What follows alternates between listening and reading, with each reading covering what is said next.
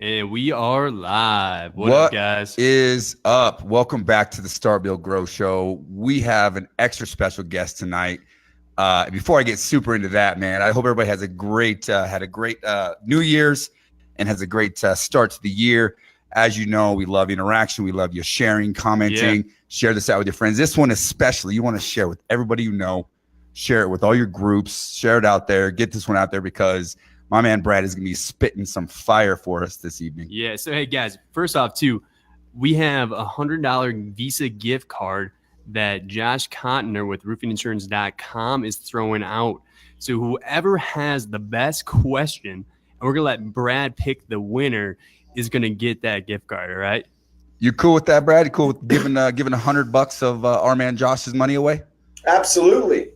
He loves giving money away. That's always fun. All right, but before we get started, we got to give a shout out to some of our sponsors. JobNimbus at jobnimbus.com. The industry leading CRM for roofing contractors, solar contractors, and a bunch of other trades contractors. It's an amazing CRM that we've built our entire infrastructure of my business on, and they do an amazing job for you. So check them out at jobnimbus.com. Again, he mentioned roofinginsurance.com as well. If you need workers' comp insurance, general liability insurance, anything like that, and you want an agent that actually answers his phone and returns calls, and not only does that, but gets you an amazing quote and the right price, he's your man.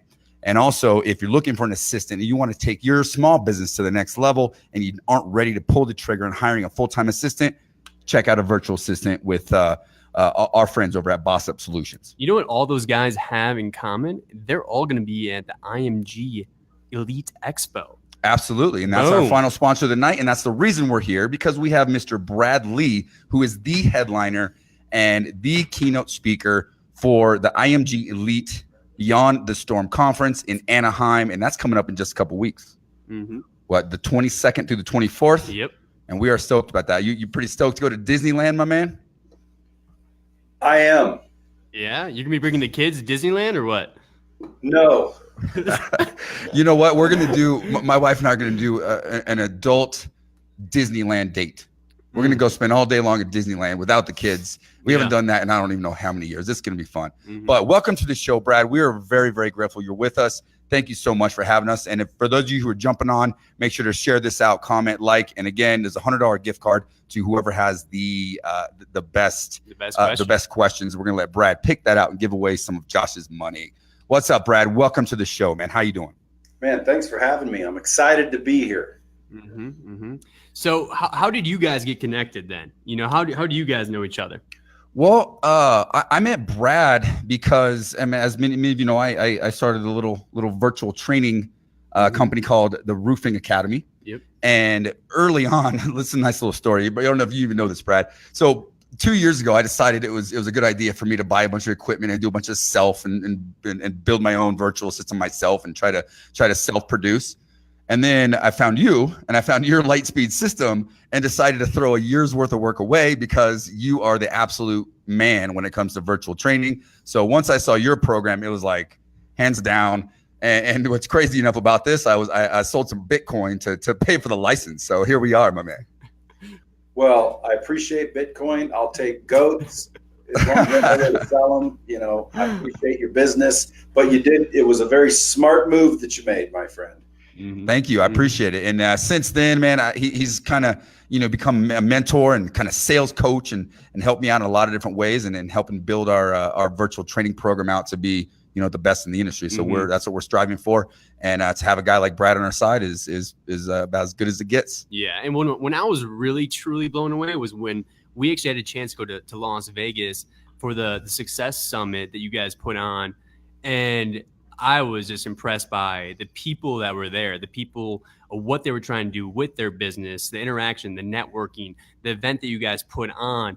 It was just like next level stuff. So, obviously LightSpeed VT is next level, right? And you guys are kind of leading the way for virtual training, but how did that all get started? Yeah, that's so a lot of the show, we really like to tell the entrepreneurial story. So we kind of want to go back a little bit, Brad. Let's hear, what's your entrepreneurial journey? Like, how'd you get started in business and where'd you get to, how'd you get to where you are today with LightSpeed?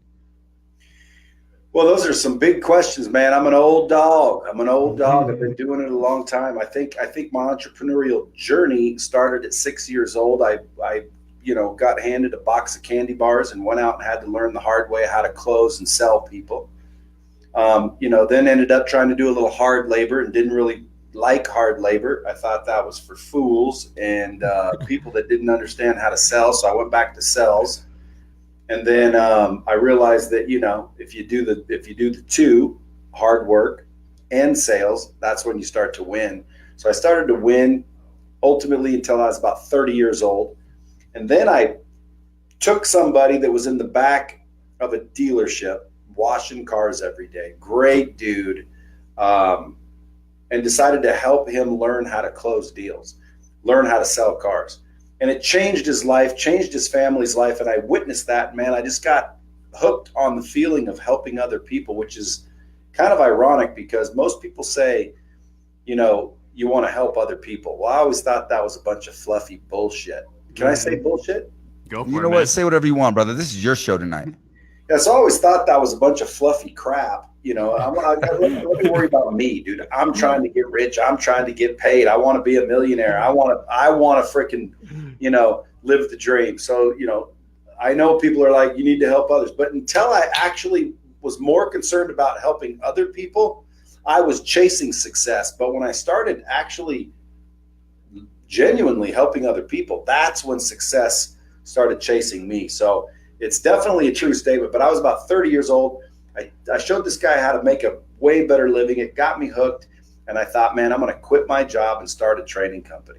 And that's really when the entrepreneurial journey started. And that's when I started LightSpeed, 30 years old, which I'm 49 now. So 19 years ago. Well, you're looking pretty good for 49, my man. Well, thank you. I love that story. You can kind of see. Oh, Yeah, I just had to man. go get a haircut to cut out some of the grays, man. I got to keep it trimmed up, look a little older than I am. And that we're kindred spirits in that. And you're right. Unfortunately, it's kind of become a little bit of a buzzword. Everybody's, I want to help people. Sure, it's human nature. We all want to help each other. Mhm. Yeah. But, have you heard this one? How may I serve you? right? Mhm. Yeah, that's always fun. I mean, How may I what serve you? what occupation are you doing when you're Listen, just I'm when not that's your looking to opening serve. statement? I'm not looking to serve anybody. Okay? I'm looking to help.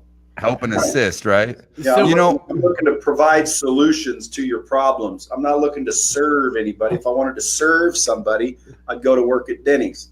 Right? Well, I at least had the fortitude to work at Olive Garden. Okay, thank you very much. Yeah. Appreciate that. So you're 30 years old. You start up, LightSpeed VT. What did that first few years look like? Oh, buddy, dismal. Mm-hmm. Listen, man, I was hiding my car so the repo guy wouldn't find it. I'd literally drive 4 blocks away from my house, park on the 4 blocks away, because when the tow truck came by my house in the middle of the night looking for a car I wasn't paying for, they wouldn't find it. Walked home, got up, walked out, prayed that they didn't find my car 4 blocks away, went out and hustled, got a little money, got the car payment caught up, could park in the driveway for another couple months till it was due again. I had child support to pay, car payments to pay, gas, dry cleaning, because you had to look good. You had to have, clothes. Mm-hmm. So I was always playing catch up. And I thought for sure within 90 days I would be rich. I was for sure that, man, when I quit my job, give me 90 days, I'll be loaded. Well, that's not really what happened. And, it took me a while to get caught up on everything. I was stealing from, Peter to pay Paul. That's why I always wondered, like, who the hell's Paul and why does everybody steal from Peter to pay him? Like, if I'm going to be Peter or Paul, I'm going to be Peter. Right? Right. I want to be the one getting paid. I want to be Paul. But dude, it was rough, man. It was rough. I couldn't pay bills. I couldn't eat. Mhm. But, for some reason, listen, here's a success hack if anybody's listening. You ready? Yeah. Here's what I did, and I didn't do it intentionally. It's just looking back, I know what I did. Looking forward, it's very difficult to see anything, so you just kind of have to believe. But here's a success hack for anybody just starting out, and by the way, for any level. But Yeah. I would say that, listen, in 90 days, I'm going to be rich, and I totally believed I was. So I was completely excited. I looked down and I just worked for 90 days. Now, after 90 days, I looked back up and I wasn't rich, but guess what?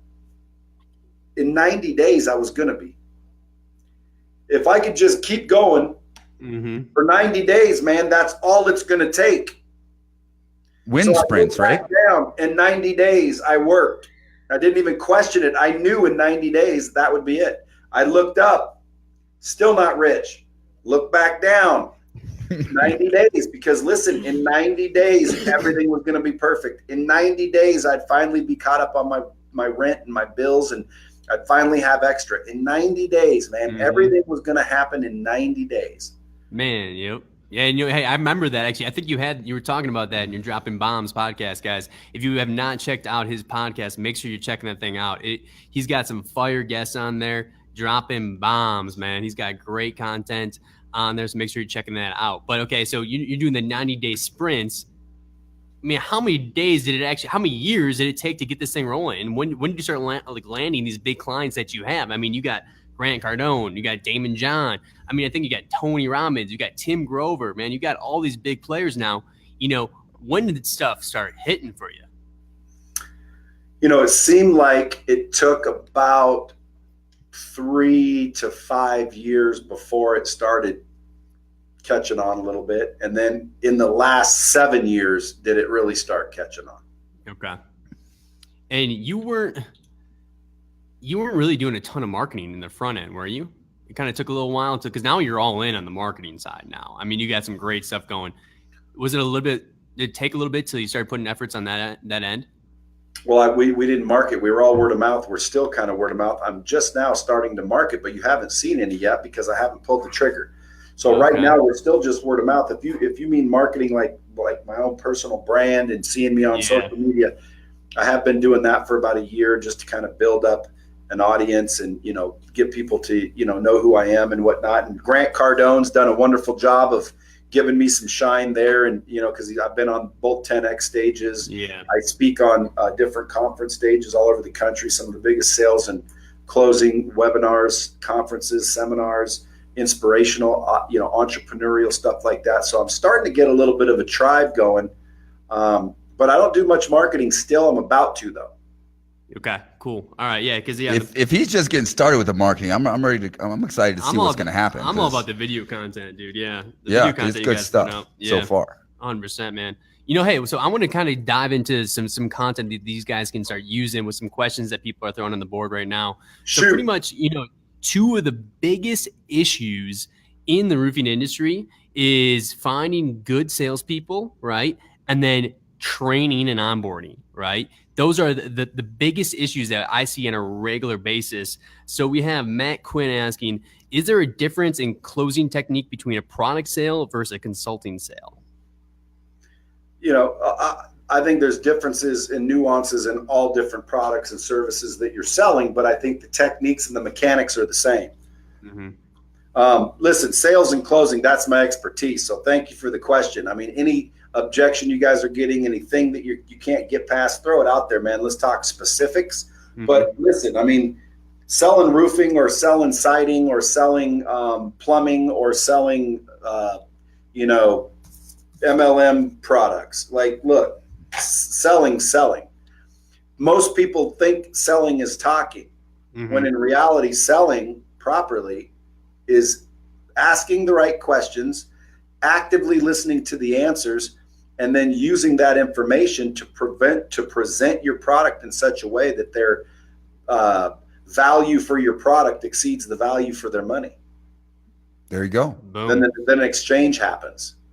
See, most people just talk. Like, I'll get emails from people saying, "Hey, Brad, I'm 27 years old and I think you're the greatest and I can do this and this and this and this and this for you. And then you'll get all the money you want and you can get all this you want." And I'm thinking, I don't even, respond sometimes. And it's like, listen, they didn't ask me what I'm interested in. They didn't ask me what I can, see as a value. So they asked no questions. They just started talking to me about their product or service. Dude, listen, ask people some questions. So speaking of which, What was the question in particular, precisely what he said? Because I want to answer it specifically. Precisely what he said. Okay, let me repeat it then real quick. Is there a difference in closing technique between a product sale versus consulting sale? Not much, but yeah, there's slight nuances in all of it. Mm-hmm. Okay, so what about this? So this is something that we hear. I want both you guys to kind of answer this one. Is we hear this on a super regular basis. Is, man, hey, we hired this guy and he couldn't do crap. He sucks so bad. What's the issue there? Is it the hiring process? Is it no training? Why does that happen all the time in the industry? Because it's something that we're hearing all the time. Well, listen, I mean, at the end of the day, there's going to be some dumbasses out there. There's going to be some bad hires where they're just dipshits and they're never going to learn and they don't give a rat's ass about you, your company, your culture, or your customers. Yeah. Well, that's your fault.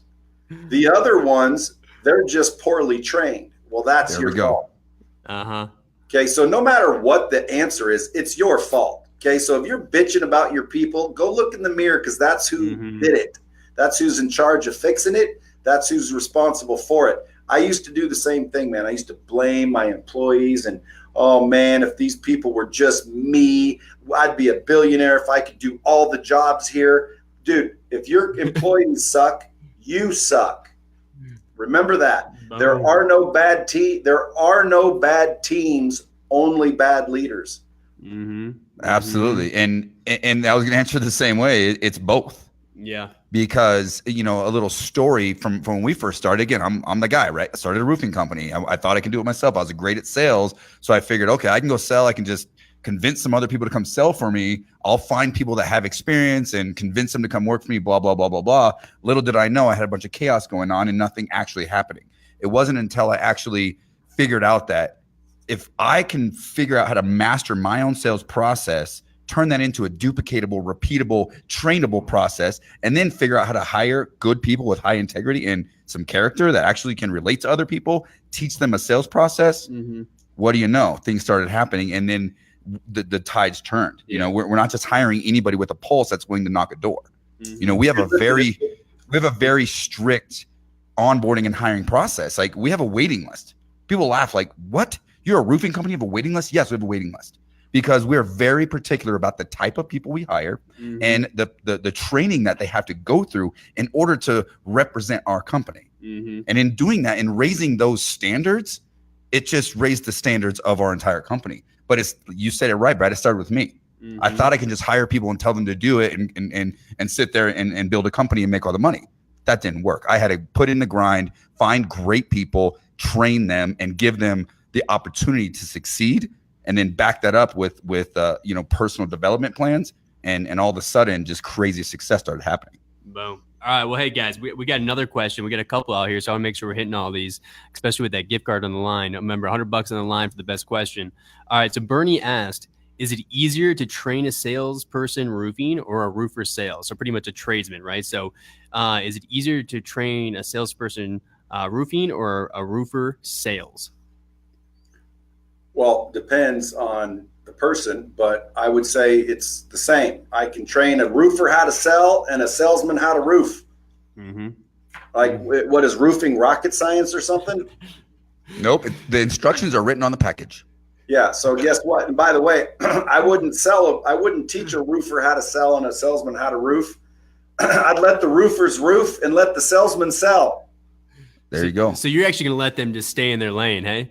Dude, listen, if I can go out and sell roofing jobs all day long and I can have a crew behind me come knock out the work, why am I going to sell it and then stop and do the damn work? Like, I'm limiting my ability. Stay in your lane, hey? You on it? Absolutely. On and I think by the way, these are just my opinions. Anyone's welcome to debate, argue. Matter of fact, I prefer that you do, because then it gets me going and then we can get down to the actual facts. So again, I'm not in the roofing business. I am in the common sense business, and the common sense tells me if you got a guy that can sell like a mofo, go get that person selling. Don't slow him down hammering fucking nails into your fucking roof. Okay. Now, if you've got a roofer that is so skilled, their job is quality.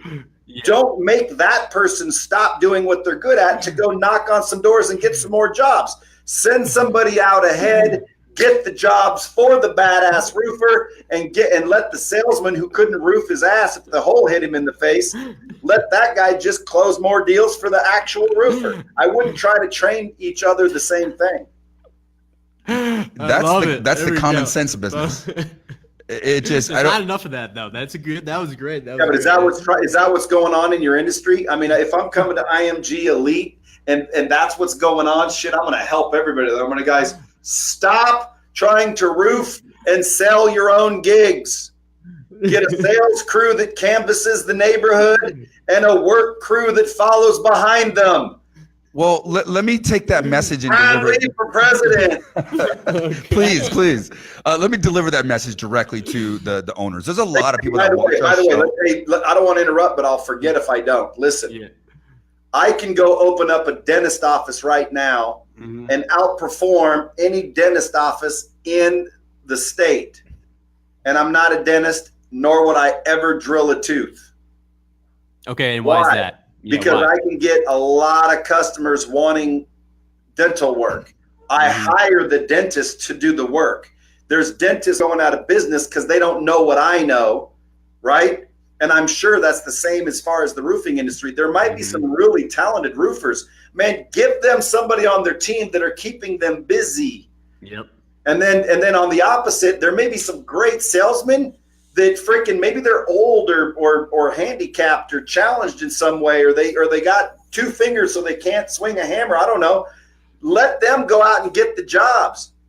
Stay in your lane and get good at what you do. Now, if again, to start, maybe I'm a roofer and I actually have to sell my own jobs. Not true. Be willing to share some commission. I'll get you 10 salesmen if you know how to roof. Matter of fact, I'll start a roofing company if you guys will come roof the shit I sell, because I ain't going to actually roof it, but I'll sell the job. You would think that would be common practice and common sense, but unfortunately it's not. Yeah. And in our industry, we have a lot of contractors that are just one-man bands. 1 or 2 people. They don't know how to scale. Here's the deal. Most of the people that we're going to be speaking to at IMG came from one of 2 backgrounds. They either roofed for a long time and decided to go start their own business, or they sold roofing for a long time and decided to start their own business. The one missing element is just business sense for one, but the problem is you try to cross over and then you get in this rut where you can't grow and you can't do anything. You're wearing all the hats, trying to do the sales, trying to do the production, trying to be out swinging the hammer and fixing all the crap that goes wrong. Understand what your strengths are. Understand if you are naturally a God-given salesperson, go sell. Dude, if you're not good with people and you're great with your hands and great with tools and roofing and out in the field and quality, go be a quality control person, but hire a good salesperson that can represent and sell for you. You got to understand those 2 and then stay in your lane. Boom. Dude, All if you don't have time to do it right, when are you going to have time to do it over? Boom. There you go. All right, hey, we got our boy Latif with Boss Up Solutions, who's also going to be at IMG. He goes, sales. If you have someone that is a top producer, but also causes a lot of drama in the team, you keep or you lose. Let them go. Depends on how big the team is, but my answer would be slice. But before I'd slice the individual, I'd make sure that they understand what they're doing wrong and how do they fit into the culture and what they're doing. Because a lot of times there's people trying to fit in, be cool. They end up being cancerous. They end up being distracting. They end up being a problem. And then we just so quick to fire them. And then we're bad leaders. Like, listen, you should probably see if you can, fix that guy first or girl, because sometimes, dude, especially with good salesmen, they don't know that they're high maintenance, egotistical pricks that's pissing off everybody. I used to piss off everybody that I worked with on the sales team, but I was doing it on purpose. I was doing it on purpose to junk out their mind because they were my competitors. So again, if I'm working for one of you guys and you're like, God damn, this guy's a freaking problem, at least let them know that they're a problem first. If they don't correct it, then I would get rid of that person, because I can promise you this. Every time I ran sales teams, and dude, you're not alone. This happens a lot. There's always these high-powered top salespeople that are cancerous, problematic, and they definitely cause issues. And you're afraid that if you let this person go, your sales are going to go like this.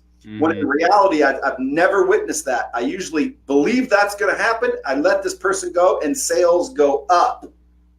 Yep. The same number of deals or more have always happened. So don't worry about letting the top salesperson go if that's the right thing to do. But just try to help them along first, because a lot of top salesmen, they don't even know that they're pissing off the harmony and the balance of the team. You know what? You can't have said it more true, but if you hire good people and give them a good opportunity and back them by a great brand that actually backs up what they're selling, you can create great salespeople. Yeah, earlier when you said, how do you find good salespeople? I was going to say, I don't find them, I make them. You create them.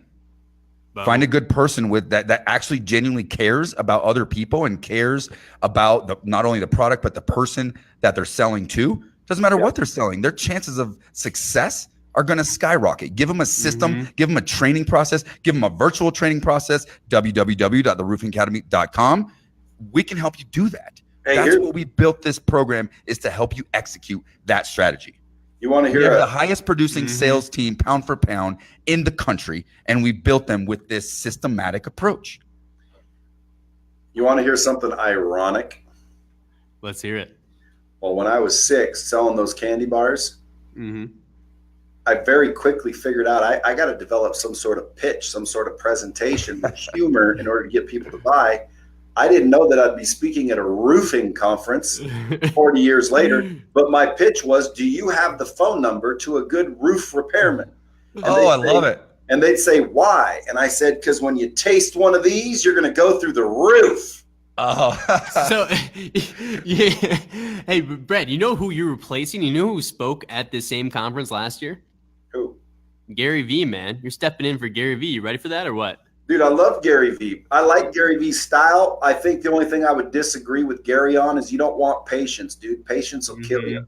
Patience is not a good thing, my brothers. And let me tell you something. If it was, why do they call sick people patients? He's just full of the whiners. You've done this whole podcast before, haven't you? No, at the end of the day, dude, listen, patience almost killed me. When I was a kid, about 2.5, 3 years old, I drank turpentine underneath the sink. Apparently, I legally died on the floor. My dad picked me up, ran me to the hospital. They said they basically see this guy with a dead baby in his hands, figuring I'm gone, so he might as well relax. They'll go get a doctor. Told him to have patience. He was screaming and flipping out, as I'm sure you'd imagine. And, you know, the nurse said, listen, just have patience, sir. The doctor's busy with, alive people. So just relax. I'll go get the doctor. Well, my dad didn't have any patience. So he kicked in the emergency room doors and started hollering for a doctor. And a doctor rushed over and said what happened. And they immediately began whatever they did. And I came back to life when I was actually legally dead on arrival. They brought me back to life because my dad didn't have patience. Fast forward 21 years, when I'm having my first son, my wife accidentally had a defective car seat, dropped him on his head, maybe 3 feet down on his head on the pavement. He didn't cry, no cuts. You wouldn't think anything was wrong with him. He's okay. Well, my wife was paranoid. My ex-wife paranoid. She used to think the guys in the huddle at the football game were talking about her. But ultimately rushed to the hospital with the baby, thankfully. Went in, same story, dude. The nurse said, listen, the baby is not crying. There's other babies that need to be seen first. You need to be patient and have a seat. And ultimately, she did the same thing my dad did 20 years early. Doctor came over, asked what happened, gave my son a CAT scan. Within 30 minutes, he was being prepped for an 8-hour brain surgery that saved his life. Man, that's amazing. So those are extremes, but let me tell you something. When you hear that you need to have patience, that is not true. Patience means that you've got the ability to experience delay, pain, and suffering without being upset. Listen, if things are taking too long, you should get upset. You should double your actions. You should increase your actions. Go bigger, go harder, go stronger, go faster. Don't have patience, because that'll just cause things to take longer. And stop worrying about failing and making mistakes, man. That's just a bunch of lessons you're going to learn. Fail as fast as you can, make as many mistakes as you can, but absolutely go for it. Go hard all day, every day. Make mistakes, because you're going to learn faster. Sometimes it's not about what you learn. It's about what you unlearn. There's people out there trying to figure out, what do I need to learn to succeed? And in reality, you don't need to learn anything to succeed. You need to unlearn some things to succeed. You've learned to save your money. Guys, money is worthless without using it. If I just gave you all $1 million and it just sat there, you couldn't touch it. It's worthless shit, man. What do you want to save money for? If you're saving money, you're not growing as much as you can, because money is used as a tool to expand and grow. You use it to grow your business. You use it to scale your business. Most people are trying to save it. Think about it. I'm trying to grow, but yet I'm contracting. That'd be like me trying to gain weight and gain muscle by starving myself. It doesn't work. Next, people learn, money doesn't make you happy. Yes, it does. Fact, money does make you happy, kids. I'm telling you right now, if I gave you all $1 million, would you be happy? Okay, well, then it makes you happy. Now, listen, what they try to tell you is money doesn't make you happy because someone couldn't explain why I don't know how to get you any, or why I can't provide you any. So that is a rationalization. It doesn't mean that you have money, you will be happy. I'm not saying you will be happy with money. I'm saying money can buy happiness. You know how happy I am that I can buy my wife the vehicle she wants, take her on the trip she wants. You know how happy I am when I know I can provide my kids a private education. You know how happy I am when I can provide the best health care. That makes me very happy. Would it make you happy? Of course it would. Randy, would that make you happy if you could do, not if you could, because you can, but you see my point. There's people that need to unlearn this bullshit that money is not important. Money makes Christmas better, Hanukkah better. It makes birthdays better. It makes healthcare better. It makes living conditions better. It makes relationships better. Unlearn money's not important. Money is very important. Money is very important. It does make you happy. Quit listening to the bullshit. It's not going to change you. If you're a dick because you got money, you were a dick before you got money. Yes, sir. Okay, listen, folks, I'm trying to tell you, don't listen to this bullshit. Anyone can do it. Anyone can do it. Randy is no fucking unicorn. Neither am I. Okay? He's taking action. He's learning. He's adjusting. He's making adjustments. I mean, I got the 5 factors of success I did at the first 10X Growth Con.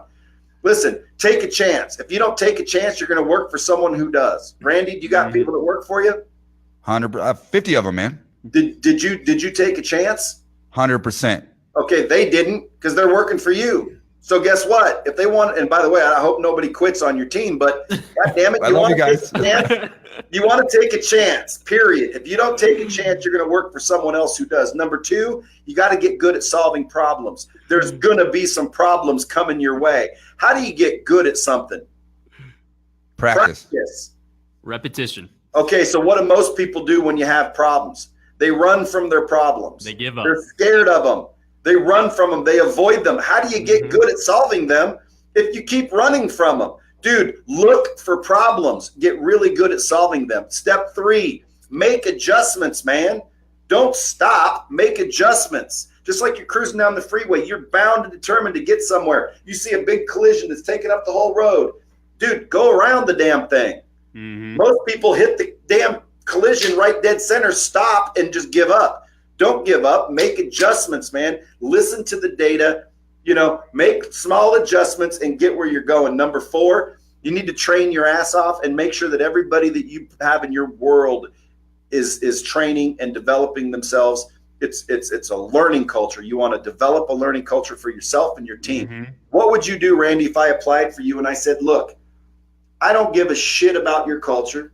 I don't give a shit about your customers. And I don't give a shit about getting better. So just give me my damn check and I'll show up and do what you tell me. Would you hire me? No, sir. Okay, so don't hire people that are unwilling to be held accountable to training and developing themselves. It's stupid, and you're stupid if you're not doing it for yourself. Develop yourself every day, all day. Pick up a book, take a course, grab a mentor that's doing something that you want to do. Verify your mentor, by the way. Make sure they've actually done something. There's a lot of people that get rich selling you a course on how to do something they've never done. They've never done it, but they're selling it to you. Like, dude, have you ever done it? Yes, I have. Well, then freaking I'll listen to you. Don't listen to half of them. Then the 5th one, the fifth one you got to do is freaking outdo yesterday. Like never like compare yourself. Like if I started the roofing business today, I'm not going to compare myself to Randy. He's had a lot of ramp up time. You know what who I'm going to compare myself to me. And tomorrow I'm going to outdo today. And then I'm going to continue to outdo yesterday. And I'm going to continue to compare myself with myself. And I'm going to continue to grow and run as fast as I possibly can. I'm not looking at Randy. I might note what Randy's doing. I might emulate and model what Randy's doing, but I'm not comparing myself to Randy. We're two different people. So if you do that, you're going to succeed in any endeavor, including roofing.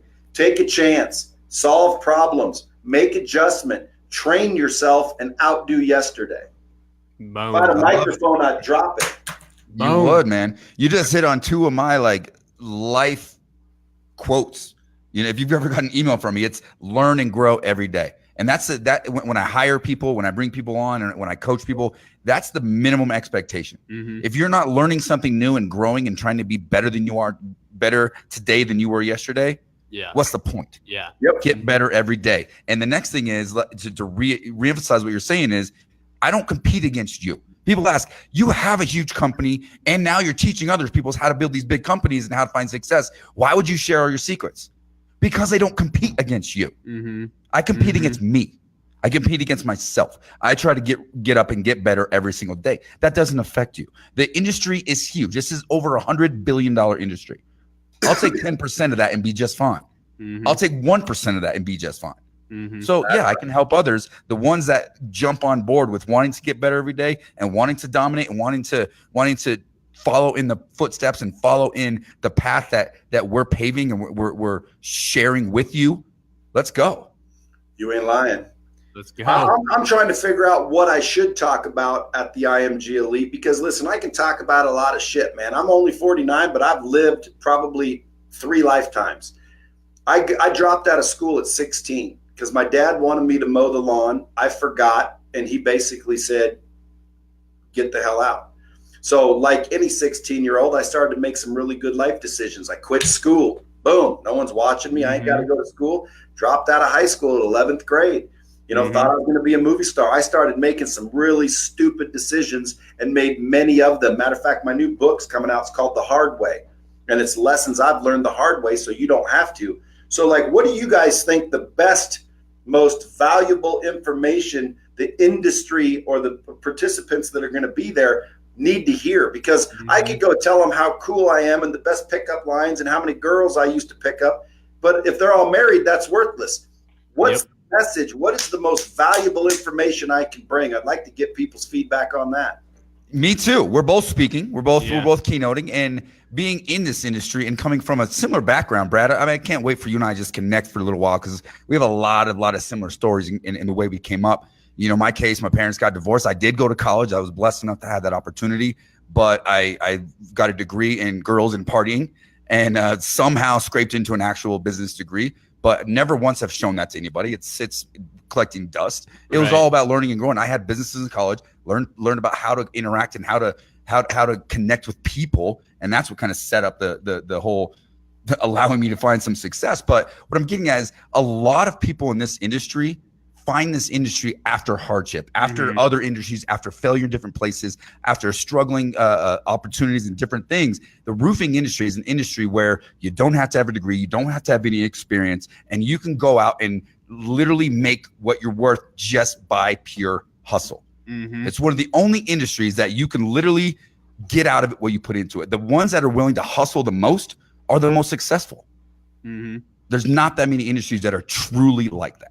So there's a lot of us that come from hard knocks, a lot of us that come from, you know, addiction and all these other issues that we're dealing with and unhireable in most situations. I'm unhireable.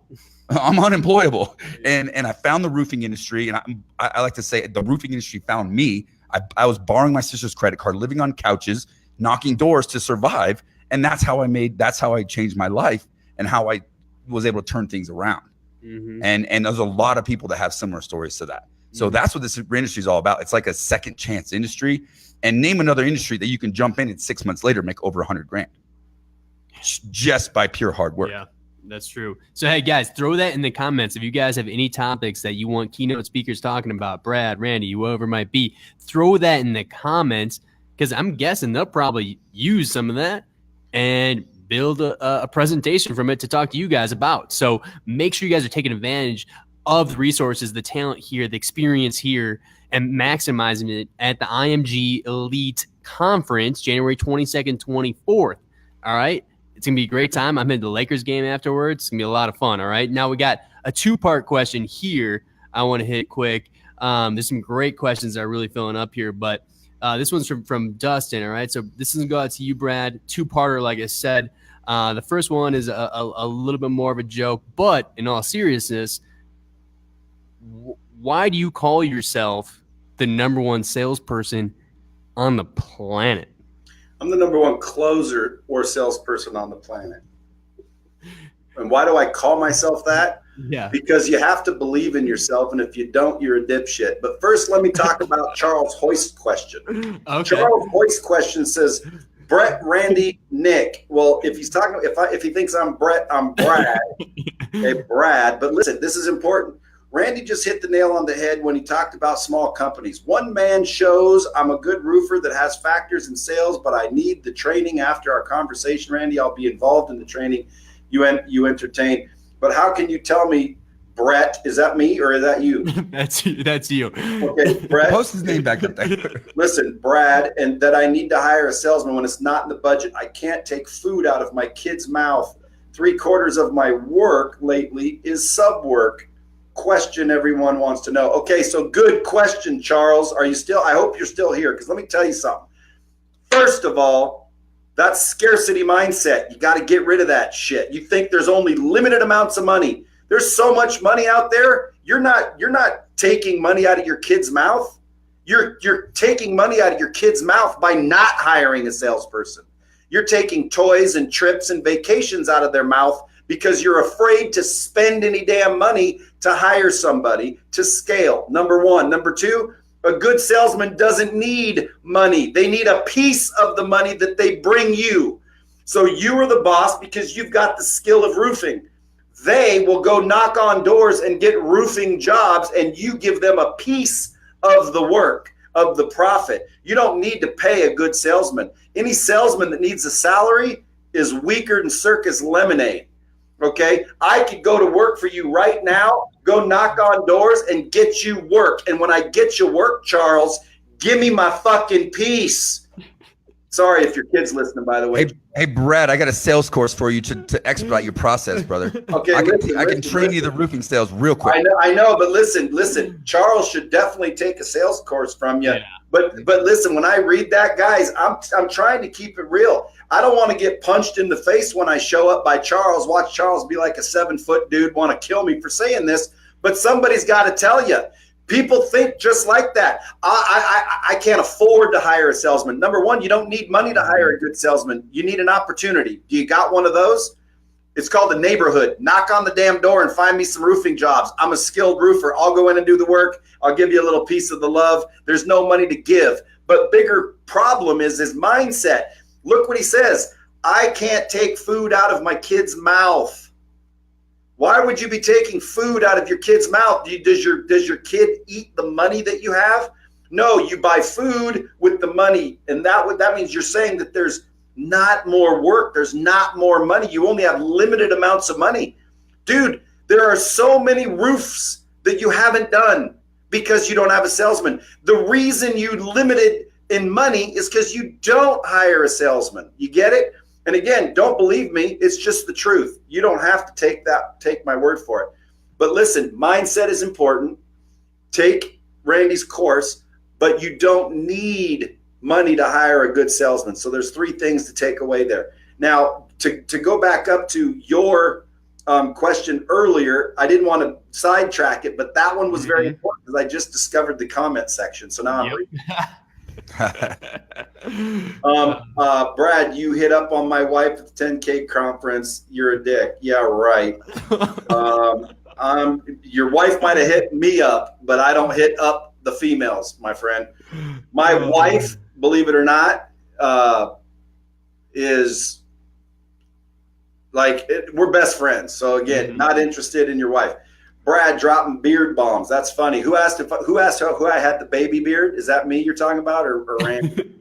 I don't know. They're probably big talking about my beard that I'm working really hard to make up for the gray hair on the top. Yeah. Who asked the question earlier?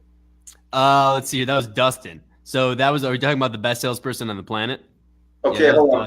Oh yeah, I am the best on the planet. Brandon Pask, check it out. Brad and Randy, when starting your company, is it better to spend $1,000 on SEO to build your presence, or spend $1,000 on leads to help generate revenue immediately, as opposed to long term? Well, I'll give my answer, and then you can give yours, Randy. I got a quick one. Generate it on leads to get more money, because SEO, that's a digital way of doing leads. So I would spend it on leads one week, and I'd spend it on SEO the next, and I'd test which one produced the more results. I'd spend half of it on fuel for your gas tank and half of it on learning how to sell. And the rest is free, man. Just go knock doors and get in front of people and sell and make money. Mm-hmm. Yeah. Well, you're assuming he doesn't know how to sell. Yeah, I mean, dude, the SEO thing is just me such a long-term game. I just don't think you've. What do you mean? SEO is not a long-term game. Yeah. When I type in roofer, if the first 3 pop up, that's SEO, bro, and I'm clicking on the first page. For $1,000 though, you're not getting on the first page, in the time that you need. You know what I mean? That's true. Something that once you have that built up, then you can start throwing thousands of dollars on SEO, Absolutely. or it might be to get in that top spot. At the end of the day, you've got to get in front of your client. Mm-hmm. We all try to have this magic bullet or this magic formula to buy SEO and pay for this and have this beautiful marketing strategy. Get in front of clients. Mm-hmm. Any way you possibly can. But keep investing back into clients. that beautiful marketing strategy, though. Oh yeah, sure. And then take care of my man Nick over here. He's got a marketing company. Yeah. All right. Listen, Frank Sell said I can't outsell him, probably because of his last name. I could still outsell Sell. Hey, you guys, give me some real questions, man. Give me some challenges and problems that you're experiencing right now, and I'll blow. Darren's got a deep one right here. He's between Dustin over here. It says, I was in business for 1 year with a great friend of mine, joined his business, closed 2 deals in 10 months, never quit. Did the calls, 120 to 200 calls each day, cold call, very new, got let go by the guy I thought had my back.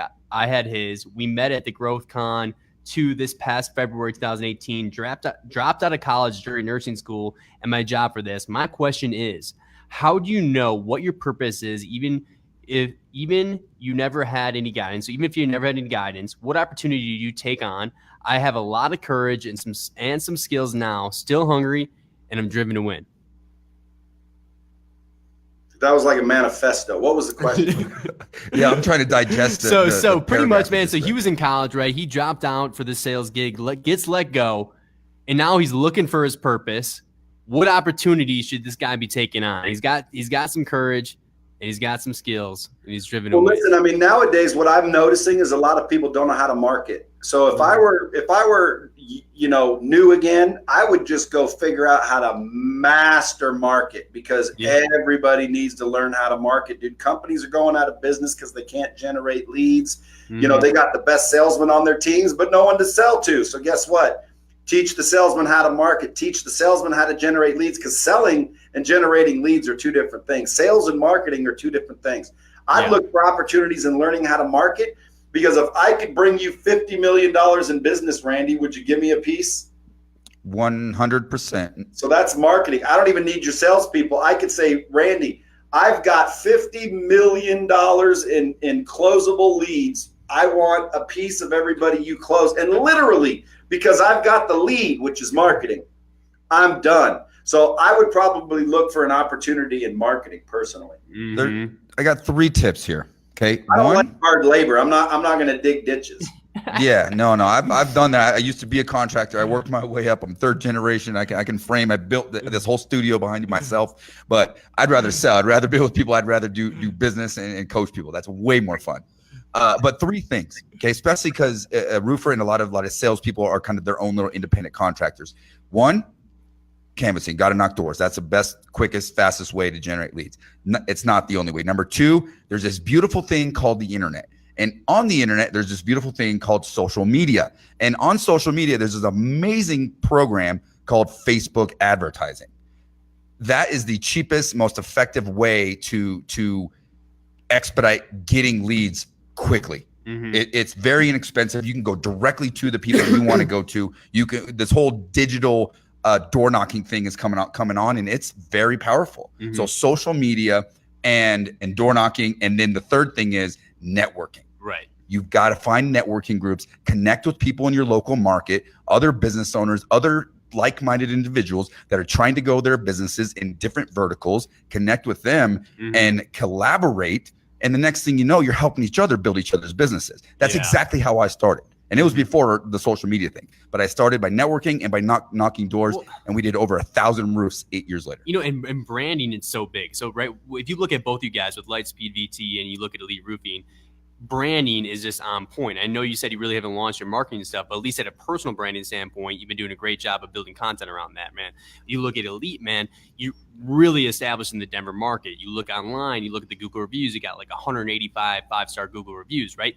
The branding aspect is so big. So thinking long-term on that marketing play is definitely big. First off, Friendly Flipper just hit us up. Jeremy Rubin, what up, man? How you doing? Jeremy Rubin. My dude, what's up, buddy? Hey, you inspired my story, my dude. Mr. 30-Day Perfect Challenge. He inspired my 50-book challenge. I don't know if you knew this, Brad, but I'm reading 50 books this year, once a week. And I discounted 2 weeks for the holidays. But which one you on now? I'm on my third one. And it's I just started today. It's Own Your Day, Own Your Life by Aubrey. Here's a book I recommend you all read. I recommend you all read. You don't want to read it, you're stupidity. Trust me. This is the book you want to read. One book you want to read. Bring it on. The 4 Agreements. Look it up. The 4 Agreements. We'll put it in the comments, and I'll add it to my list, man. I believe it's started this challenge. It's Don Miguel. The Ruiz. 4 Agreements.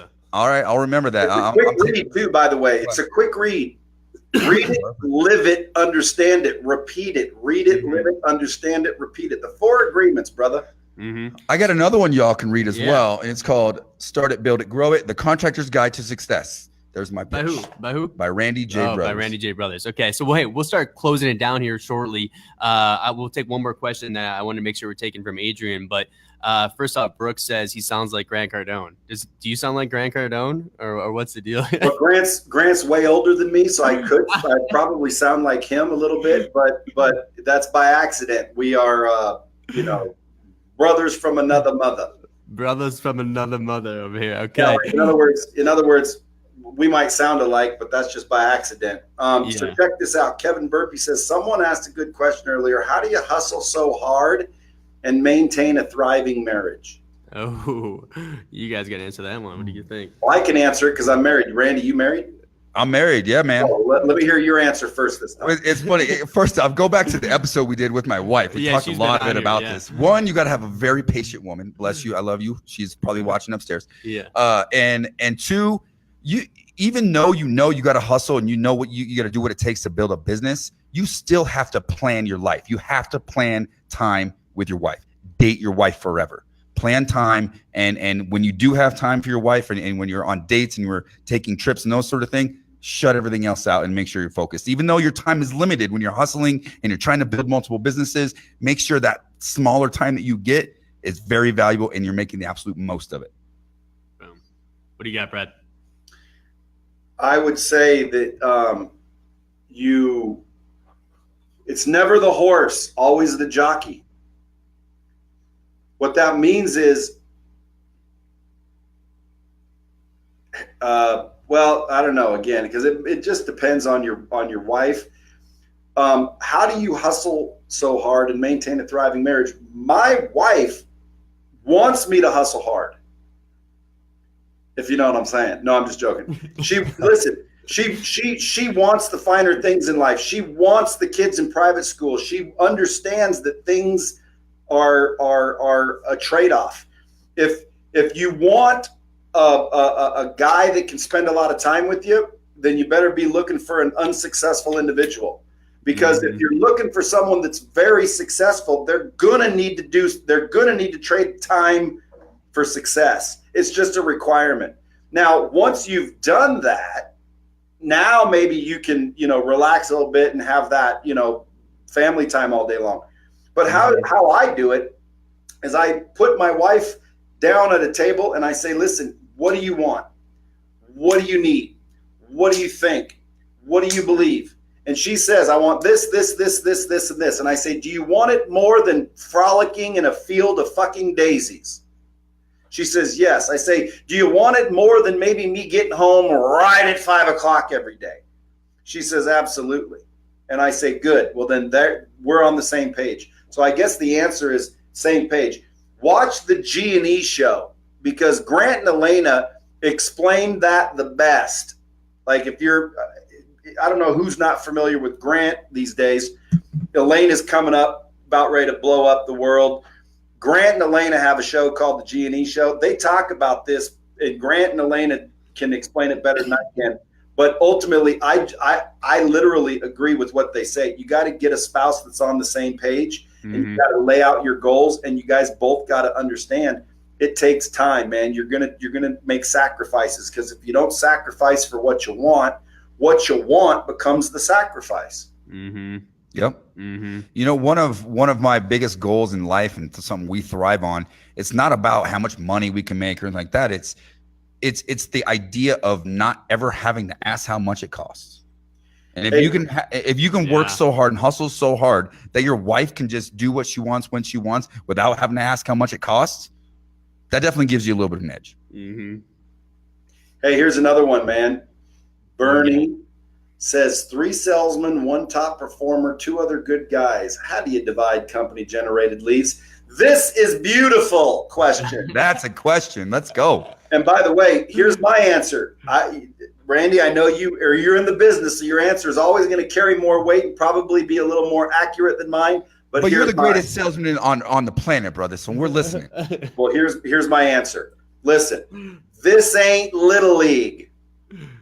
Okay? Everybody doesn't get to bat. That's my answer. If I got 3 salesmen, 1 top performer, and 2 other good ones, my top performer will get the leads every freaking time until they're busy. Mm-hmm. Then it goes to the secondaries. If the secondaries want the leads first, become the first, because it's not Little League and everybody doesn't get to bat. This is a business. I paid for those leads, and I want my absolute best. I want my absolute best chance of getting that revenue back. And if this one person is my absolute best chance, and that's a fact, they're getting the leads first. They'll get them all, and I'll get rid of my guys if they can handle it. And then as soon as I get more leads that person's too busy, then I give them to my secondaries. That's my answer.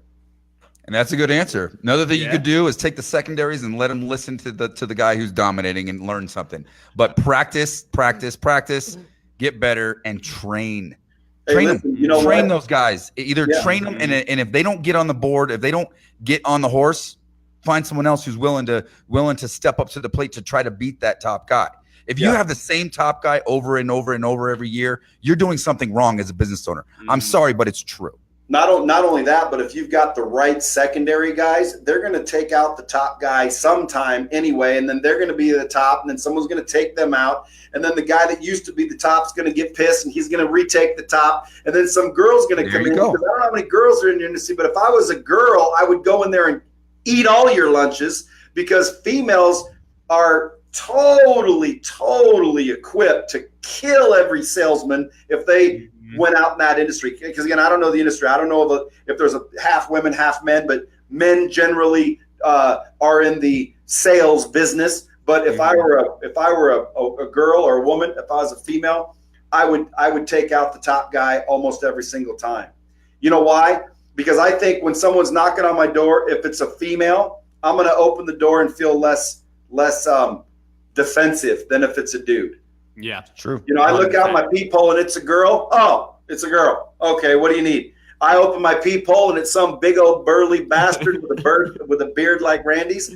I'm gonna get a little nervous to begin with. Yeah. 100%. All right. Well, hey, so let's hit up Adrian's question real quick. So his thoughts are that it takes a well-established company with capital to hire and train a newbie for it to actually work, right? Okay. So with a smaller company with little capital who's currently struggling to hire and train anybody and have it actually work, What's your advice on that? Because they're failing in that aspect. Well, I first can of all, train them for you for a few $100. yeah, I was about to say, first of all, Randy's got a training system that's peanuts.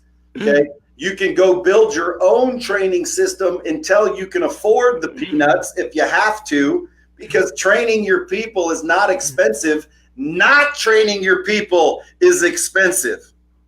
Oh, yeah. How often should you be training these people, though? Because I feel like what Every happens day. is they get a booklet, with the bio of the company, right? Here you go. Welcome to the team. And then That's it's done. not training your people. No, the You know reason what I why we automated my course, it Yeah. wasn't to sell to you guys. It's to make sure that our team is getting better and better and better and better. Mhm. And then it just will happen to be a proven system that we can automate and distribute to other clients. But you got to listen to that stuff over and over and practice and practice. You got to go through it multiple times. You don't just go through a course once or read a booklet once and automatically are successful. You got to master your craft. I'm going to give you 4 key ingredients that have to be present to have an effective training program. If your training program doesn't have all 4 of these, it's not really a training program. It's more of an exposure program. And unfortunately, that's what most people have.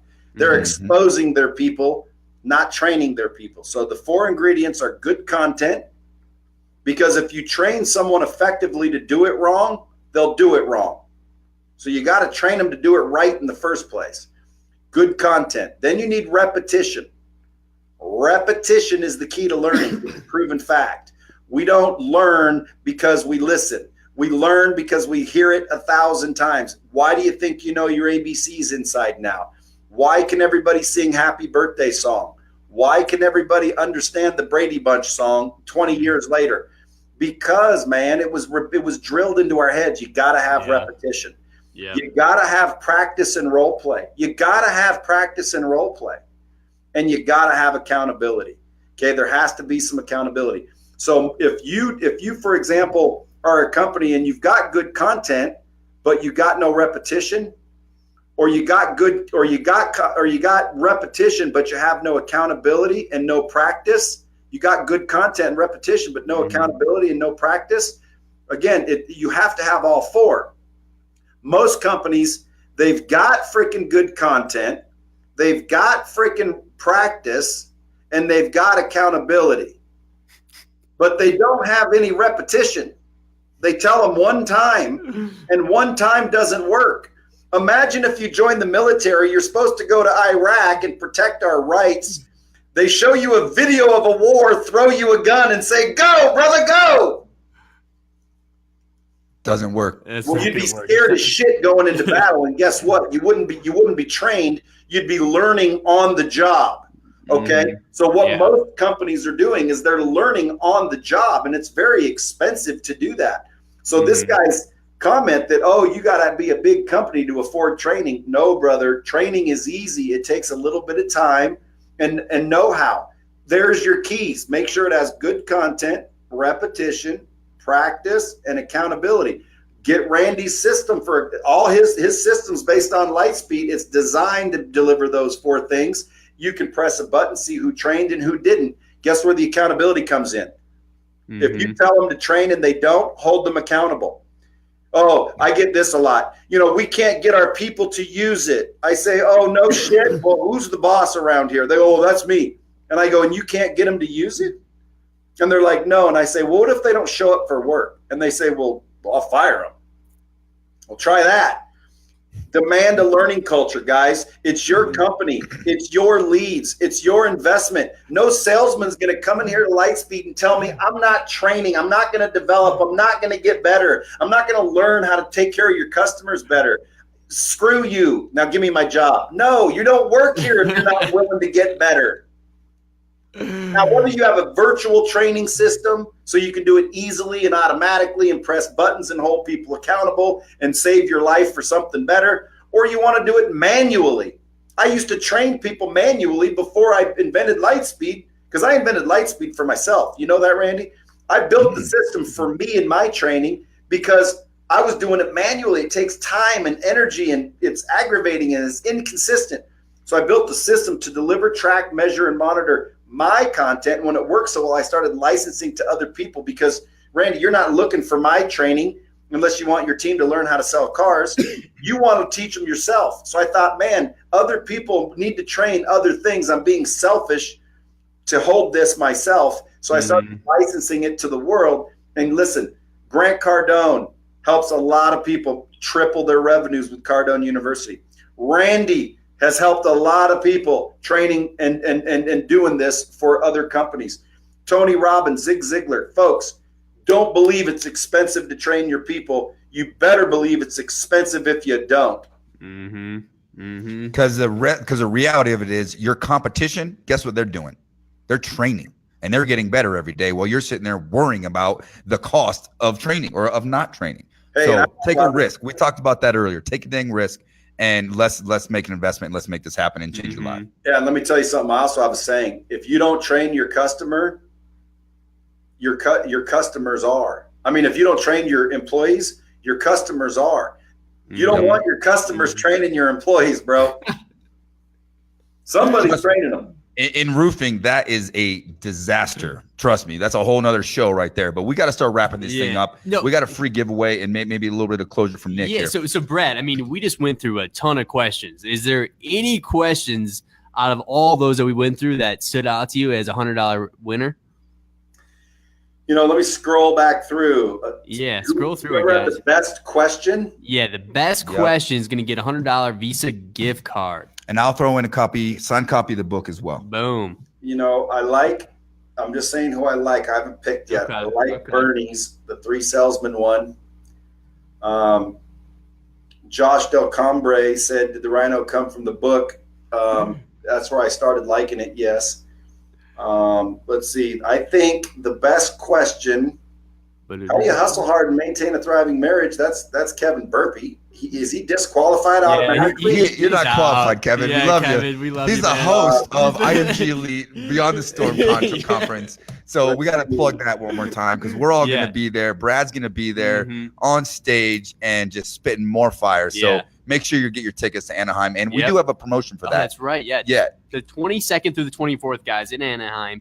2-for-1 special, right? So they're usually $600, 2 for 1. So you can bring somebody with you. Just type in TRA, so the Roofing Academy, right? TRA special, and you'll get 2-for-1 tickets. So if you want to take advantage of that, we'll throw the link in there, and we'll also throw in that discount code. So make sure you're taking advantage of that. We'll all meet up in Anaheim. So basically, I like you got to buy one, question. they'll get you.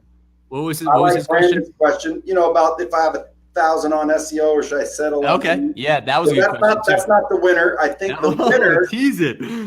No, I think the winner of the whole thing has to be. I'm just trying to see if it's a question because I think it was a statement and then it wouldn't qualify. Yeah.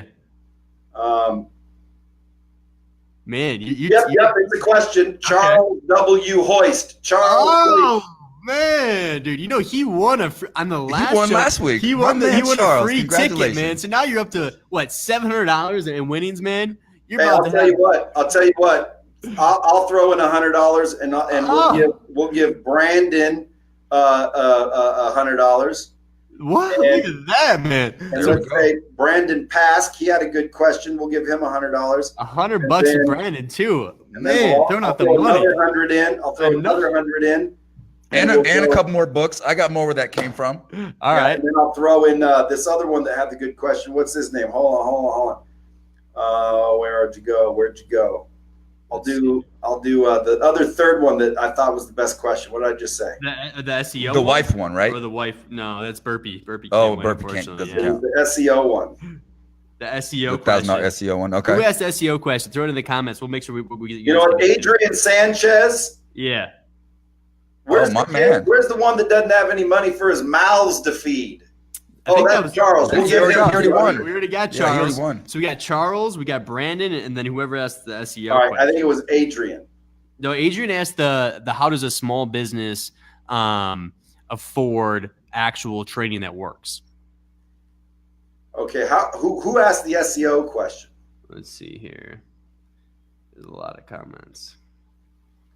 Well, as we're wrapping up, that's all right. We can definitely. That look was into Brandon. Who was it? That was Brandon. Brandon asked the SEO question. Well, there we go. We'll keep 2 winners for now, and if something pops up, we'll interact on the comments and we'll get some more winners out there, and I'll make sure to send you both a book as well.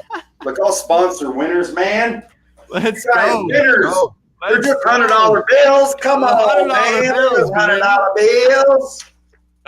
Let's There's go. abundance. There's an abundance of them. All right, guys. Hey, this was episode 43 of the Start Build Grow Show. We had the Real Brad Lea I had fun. talking sales and training. Thanks, my brother. We look forward to talking to you at the IMG Expo, man. Yeah, man. Thank you so much for coming on. I look forward to getting out to your neck of the woods at some point as well, and checking your podcast out. Looking forward to that as well. So Yeah, come do an episode of Dropping Bombs, man. I appreciate absolutely, you guys. dropping bombs. If you haven't checked that out, I mean, we're just getting started. We had like maybe a couple thousand downloads. He gets, I don't even know how many you get like a month, but he's obviously top 10, dominating. He is dropping bombs, bringing the heat.